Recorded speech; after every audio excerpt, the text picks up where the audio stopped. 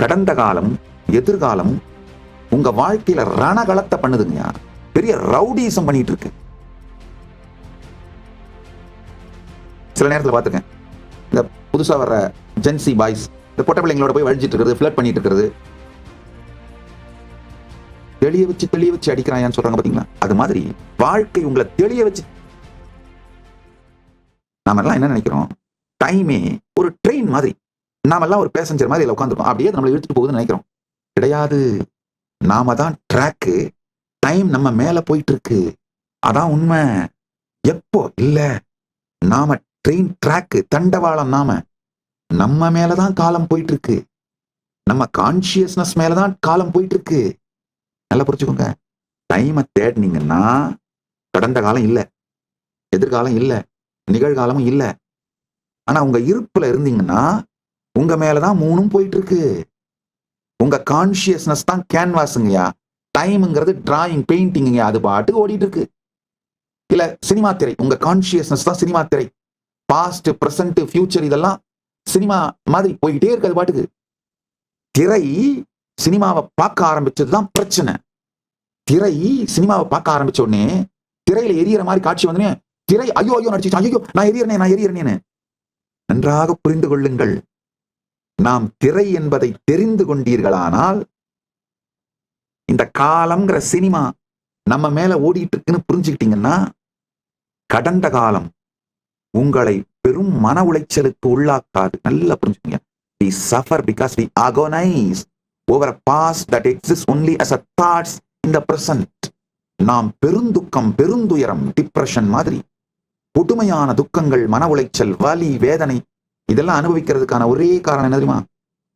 கடந்த காலம் வெறும் நினைவுகளாக, எண்ணங்களாக மட்டும்தான் நம்மளுக்குள்ள இருக்குன்னு புரிஞ்சுக்காம அத நிஜம்னு நினைக்கிறப்பதான் பிரச்சனைங்கயா. கடந்த காலம் வெறுமனே எண்ணங்களாக மட்டும்தான், நினைவுகளாக மட்டும்தான் உங்களுடைய பிரசன்ட்ல இருக்கே தவிர அதுக்கு எந்த எக்ஸிஸ்டென்ஷியல் இருப்பு வேல்யூவும் இல்லைங்கயா. எக்ஸிஸ்டென்ஷியல் வேல்யூவே கடந்த காலத்திற்கு இல்லை. நீங்க அந்த கேசட்டை வேணும்னே திருப்பி போட்டு ரிப்பீட் பண்ணி பார்த்து, ரிப்பீட் மோட்ல போட்டு ஒரு டிப்ரெஷன்ல போய் உட்கார்ந்துட்டு இருக்கிறது அந்த ஒரே பிரச்சனை தானே தவிர கடந்ததற்கு உங்கள் நினைவை தவிர வேறு எங்குமே இடம் இல்லை. கடந்த காலம், இறந்த காலம், பாஸ்ட், ஃபியூச்சர் ரெண்டுமே கன்வீனியன்ட் ஃபிக்ஷன் கான்செப்டுங்கயா. பாஸ்ட், பிரசன்ட், பாஸ்ட், ஃபியூச்சர் ரெண்டு கான்செப்டுமே ஒரு convenient fiction that exist only in the mind. மனத்தில் மட்டுமே இருக்கக்கூடிய ஒரு ஃபிக்ஷன், புனை கதை தான் உங்களுடைய பாஸ்டும் உங்களுடைய ஃபியூச்சரும். உங்க பாஸ்ட லொகேட் பண்ண முயற்சி பண்ணா வெறும் மெமரி, ரெக்கார்ட்ஸ், நீங்க உங்களுக்கே சொல்லிக்கிற திரும்ப சொல்லிக்கிற கதைகள், அவ்வளவுதான். அதுவும் இப்பதான் சொல்லிக்கிறீங்க, பிரசன்ட்ல தான் சொல்லிக்கிறீங்க. உங்க ஃபியூச்சர்ல லொகேட் பண்ண முயற்சி பண்ணீங்கன்னா உங்க எக்ஸ்பெக்டேஷனு, பிளானு, ஹோப்பு, அதுவும் என்ன பிரசன்ட்ல தான் சொல்லிக்கிறீங்க, நடக்குது. பார்த்திட காலம் இல்லை, இருந்திட உங்கள் மீதுதான் காலம் செல்லுகிறது என்கிற தெளிவு வரும். பார்ப்பவனுக்கு காலம் இல்லை, அந்த டிராமால சிக்கிட்டு சீரழியறவனுக்கு காலம் இல்லை. பார்ப்பவனுக்கு நீங்க தான் அந்த ஸ்கிரீன் புரிஞ்சுக்கிட்டு சாட்சியா பார்க்கிறவனுக்கு பாஸ்ட், பிரசன்ட், ஃபியூச்சர் மூணுமே உங்க மேல போய்கிட்டே இருக்குன்னு தெளிவா தெரியும். காட்டப்படும் படம் நிஜமும் அல்ல, இல்லாமலும் இல்லை. பார்த்தால் அதுல சிக்கிக்கிட்டீங்கன்னா நிஜம் இல்லாத ஒரு காலம் உங்களை சீரழித்து வாழ்க்கையை அழித்து விடும். அதுல சிக்காம தள்ளி நின்று பாத்தீங்கன்னா நிஜமான காலம் அது பாட்டுக்கு வரும், இருக்கும், போகும். அப்ப என்ன ஆகும்னா உங்க வாழ்க்கைய, நிஜமான காலத்தை அருமையான ஆனந்தமான வாழ்க்கையாக மாற்றிக்கொள்ளுகின்ற கான்சியஸ் ஸ்ட்ரென்த் உங்களுக்கு வரும். இதுக்கு அடுத்த ஒரு நிலை இருக்கு. அது என்னன்னா, வெளியில எப்படி இருக்கு அப்படிங்கிறத நீங்க மாத்த கூட வேண்டியதில்லை. உள்ளுக்குள்ளேயே உங்களால ரீஆர்கனைஸ் பண்ணிக்க முடியும். உங்களுக்கு தேவையான அனுபவங்களை உங்களால மேனிஃபெஸ்ட் பண்ணி வாழ முடியும். கான்சியஸ்னஸோட ஸ்ட்ரென்த் அதிகமானா டைரக்ட் எக்ஸ்பீரியன்ஸ்ல நீங்க சென்டர்டா இருக்க ஆரம்பிச்சீங்கன்னா, நல்லா புரிஞ்சுக்கோங்க, எக்ஸ்பீரியன்ஸ் சென்டர்டாவே வாழ ஆரம்பிச்சீங்கன்னா, உங்க கான்சியஸ்னஸுக்கு எந்த எக்ஸ்பீரியன்ஸ் வேணாலும் எக்ஸ்டர்னல் ஸ்டிமுலி இல்லாமலே, எக்ஸ்டர்னல் ட்ரிகர் இல்லாமலே மேனிஃபெஸ்ட் பண்ணி பார்க்கவும் வாழவும் முடியுங்கிறது புரிஞ்சதுன்னா, அப்ப நடக்கிறது தான் முழு சுதந்திரம். Conscious sovereignty. நரக வாழ்க்கையிலிருந்து நல்வாழ்க்கைக்கு சென்று, நல்வாழ்க்கை அப்படிங்கிறதுல இருந்துமே முழு விடுதலை அடைந்த சுதந்திர வாழ்க்கைக்குள் மலருவீர்கள்.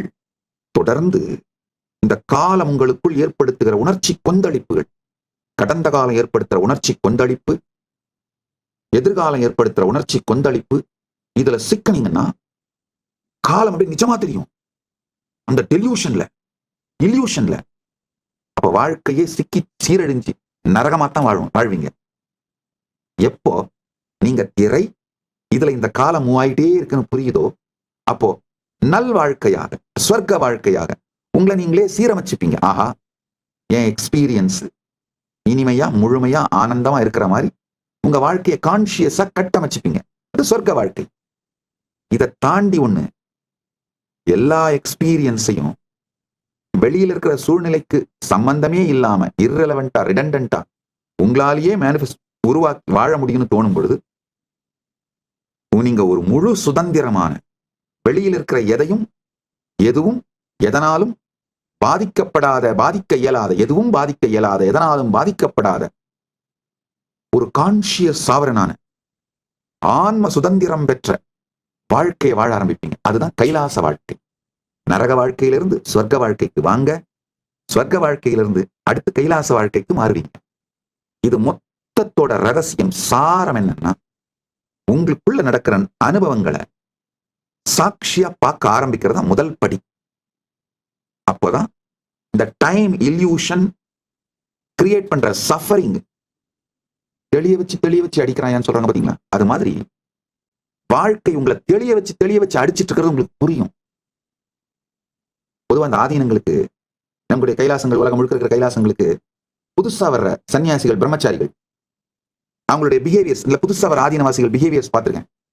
வந்த உடனே பாத்தீங்கன்னா சில பேர் அவங்களுடைய நல்ல நடுத்தர இல்ல உயர் நடுத்தர அப்பர் மிடில் கிளாஸ் ஃபேமிலில இருந்தே வந்தா கூட, வீடுகள்ல அவங்க கேட்கிற மாதிரி விதமா மல்டிபிள் ஃபுட் எல்லாம் தினந்தோறும் சமைச்சு வச்சிருக்க மாட்டாங்க.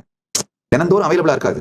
ஆனா கைலாசத்துல நேச்சுரலாவே கோவில் நடக்கிறதுனால நிவேதனத்துக்காக தினந்தோறும் நிவேதனம் மற்றும் அன்னதானத்துக்காக குறைந்தபட்சம் 11 விதமான உணவு சமைப்பாங்க. காலையில 11 விதம், மதியானம் 11 விதம், இரவு 11 விதம், விதமா சமைப்பார்கள். விதவிதமான உணவு இருக்கும். வீட்டுல விதமான உணவு வேணும்னா நிறைய நாம உழைச்சாக வேண்டியிருக்கும், வேலை செய்யணும். அந்த சமைக்கிறதுக்கு போர் அடிச்சுட்டே விதமான உணவுகளை சாப்பிட மாட்டோம், பணமே இருந்தா கூட. அது மட்டும் இல்லாம வீட்டுல இருக்கும்போது ஆர்டர் பண்ணி சாப்பிட்டா அந்த விதமான உணவுகள் உடல்நலத்துக்கு எடுத்துருது. ஒரு வாரத்துக்கு மேல நீங்க விதமான உணவுகளை ஆர்டர் பண்ணி சாப்பிட்டாலும் உடம்பு தாங்காது, ஹெல்த் கொலாப்ஸ் ஆயிடும். விதமான உணவுகளை நீங்களே சமைச்சு சாப்பிட்றதுக்கு நேரம் இல்லாதனாலையும், ஆர்டர் பண்ணி சாப்பிட்டீங்கன்னா உடம்பு கெட்டு போறதுனாலையும், தினந்தோறும் 11 விதமான காலை உணவுக்கு 11 விதம், மதிய உணவுக்கு 11 விதம், இரவு உணவுக்கு 11 விதம்லாம் யாரும் ஈவன் அப்பர் மிடில் கிளாஸ் கூட சாப்பிட மாட்டீங்க. இந்த ஆதீனத்துல அந்த மாதிரி இல்லாம எல்லாம் 11 விதம் 3 வேளையும் கிடைக்கும். அதை பார்த்த உடனே உடம்பு முதல்ல என்ன பண்ணுவாங்கன்னா, கண்டபடி சாப்பிட ஆரம்பிச்சிருவாங்க. அளவுக்கு மீறி சாப்பிட ஆரம்பிச்சிருவாங்க. நான் எப்போ அவங்கள கண்ட்ரோல்லாம் பண்ண மாட்டேன். விடு ஒன்னே ஒண்ணுதான் சொல்லுவேன், அப்ப சாப்பிடும்போது சாட்சியா இருந்து பார்த்துக்கிட்டே சாப்பிடு. டிவைஸ் பார்க்காத, வேற அட்டென்ஷனை டைவர்ட் பண்ணாத, வேற யார்ட்டையும் பேசாத, அமைதியா உட்காந்துக்கோ. என்ன வேணுமோ எல்லாத்தையும் எடுத்து வச்சுக்கோங்க, நிறைய குவான்டிட்டி எடுத்து வச்சுக்கோங்க. பொறுமையா சாட்சியா இருந்து பார்த்து நல்லா மென்று ருசித்து சாப்பிடுங்க.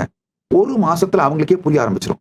இல்லப்பா, அத்தனை இருந்தாலும், பக்தர்கள் கொண்டு வந்து கொடுத்தாலும், சமைத்தாலும், இதெல்லாம் எல்லோருக்கும் கொடுப்பதற்கு தான் தவிர நாமளே சாப்பிட்டுட்டு இருந்தோம்னா நம்முடைய உடம்பு மனசு மந்தமான ஒரு நிலைக்கு போய் சாப்பிட்றதை தவிர வேற எதையுமே ஆக்டிவா செய்ய மாட்டேங்குதுன்னு புரிஞ்சிடும்.